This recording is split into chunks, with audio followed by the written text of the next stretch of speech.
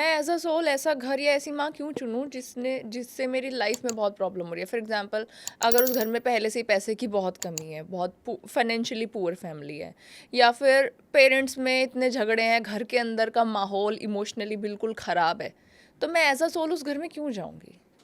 आप मुझे एक बात बताइए, आपने बोर्ड का एग्ज़ाम दिया, अब आपको 10th क्लास के बोर्ड के एग्ज़ाम में फर्स्ट क्लास का सिलेबस क्वेश्चन दिखती है कि ये दे दो, तो कितना इजी हो जाएगा ना आपके लिए पास करना। लेकिन क्या फिर आप 10th क्लास की पढ़ाई कर पाए? और ज़िंदगी में कभी 10th क्लास पास कर पाओगे, क्योंकि आपको पता ही नहीं है। यहाँ पर जब हम सोल के साथ में ये पेन्स और ये सारी चीज़ें चूज़ करके आते हैं ना, वो उस सोल वर्ल्ड में ये नहीं होता है कि हम दुख चूज़ करें, तकलीफ़ें चूज़ करें, हम ग्रोथ चूज़ करके आते हैं। क्योंकि ये सारे जो हर्डल्स हमारे लाइफ में आते हैं, ये हमें आगे ग्रो करने में हेल्प करते हैं, क्योंकि अल्टीमेटली हमें इवॉल्व होना है। सब हर सोल का एक ही पर्पस है कि उसे आगे इवॉल्व होना है। तो वो जब तक हर एक इमोशन के साथ, हर एक ट्रॉमा के साथ, हर एक तकलीफ़ों से गुजरेगी नहीं, वो इवॉल्व होगी कैसे? अगर आपका बोर्ड का एग्ज़ाम टफ नहीं होगा तो पास करने का मज़ा ही क्या है उसमें फिर? तो आप ये कह रहे हो कि अगर अच्छे घर में चले जाते हैं जहाँ पे कोई प्रॉब्लम ही नहीं है, तो वो तो वो जन्म भी आपका यूजलेस हो कर्म जाएगा? है। पास्ट बर्थ में आपने कुछ ऐसे किया है कि इस बर्थ में आपको पूरी ये मौका मिला कि आप अपने लिए अब सुख चुन लो, सुविधाएं देख लो। लेकिन अगर आपने कुछ ऐसा किया है पास्ट बर्थ में जिसको सुधारने की ज़रूरत है, तो सोल अपने लिए वो तकलीफ़ चुनेगी। जैसे कोई ऐसे घर को हम चुनते हैं जिसमें शुरू से हैंड टू माउथ वाली चीज़ें चल रही हैं फाइनेंस को लेकर, तो वो अपनी ग्रोथ के लिए सोल ने वो फैमिली चुनी कि मुझे यहाँ से पैसा कमाना सीखना है, पैसा जनरेट करना सीखना है। So it is all about the soul growth and evolution.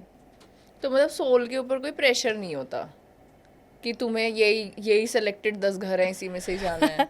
ये सारी चीज़ें यहाँ होती है, इस फिज़िकल वर्ल्ड में होती हैं। सोल वर्ल्ड में कुछ नहीं होता है। वहाँ पर कोई अन्याय नहीं, कोई न्याय नहीं, कुछ नहीं। वहाँ पे सिर्फ क्लैरिटी होती है, वहाँ पे सिर्फ प्यार होता है, सिर्फ कंपैशन होता है। आपकी सोल फैमिली जिन्हें हमें लगता है हम कर्स कर रहे होते हैं ना, कि हमारे साथ हमारे पापा ने अच्छा नहीं किया, हमारे भाई ने अच्छा नहीं किया, ये आपके ग्रोथ में कहीं ना कहीं आपको पुश कर रहे हैं।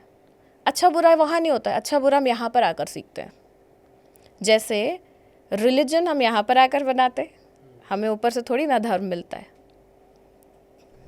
तो हम जैसे पॉडकास्ट से पहले हमारा डिस्कशन हो रहा था, तो आपने हमें 2-3 क्लाइंट के केसेस बताए थे अपने कि, और आपने ये भी समझाया था कि कैसे कोई हेल्थ प्रॉब्लम्स हो या रिलेशनशिप प्रॉब्लम्स हो, हम उनका सॉल्यूशन हमारे आकाशिक रिकॉर्ड्स या पीएलआर में देख के चेक करके सॉल्व कर सकते हैं। बिल्कुल राइट? कर सकते तो हैं। मेरे दिमाग में एक क्वेश्चन आया कि रिलेशनशिप, लाइक हमारे हिंदू धर्म में बोला जाता है कि ये शादी का जो होता है ये 7 जन्मों का रिश्ता होता है, 7 जन्म तक सेम हम पार्टनर को चुनते हैं। तो क्या पास्ट लाइफ में भी वही सेम पार्टनर हमारा रहता है, या हम चूज़ कर सकते हैं कि नेक्स्ट हम मतलब जो भी हमारा जन्म लेने वाले हैं हम उसमें हमारा दूसरा पार्टनर हो? तो कैसे रहता है वो? देखिए, पहले तो 7 जन्मों वाला कोई कॉन्सेप्ट नहीं होता है। अच्छा।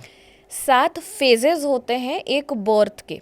जैसे एक बर्थ में आपने सीखा कि आपको, एक बर्थ में आपने ये चूज़ किया कि मुझे यहाँ पर पैसा कमाना सीखना है, फॉर एग्जाम्पल, ठीक है।